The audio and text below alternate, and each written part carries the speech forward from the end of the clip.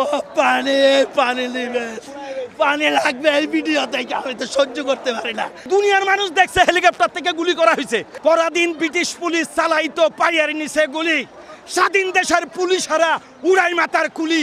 High বাঙালি, তোমরা ন্যায়ের পক্ষে থাকবা, যেটা ন্যায় সেখানে যদি তোমরা শহীদ হয়ে যাও তাহলে আমি বাপ হিসাবে গর্ব অনুভব করবো। ছাত্রদের বুকে গুলি চালাবেন না, মানুষ এটা সহ্য করে না। যে সরকারের নির্দেশে সরকারের পুলিশ বাহিনী এবং সরকারের পেটুয়া বাহিনী ছাত্রলীগ যুবলীগকে দিয়ে আজকে যে হত্যা করানো হয়েছে, এইটা যদি তদন্ত এই সরকারের অধীনে হয় তাহলে তো এটা তদন্তই হবে না।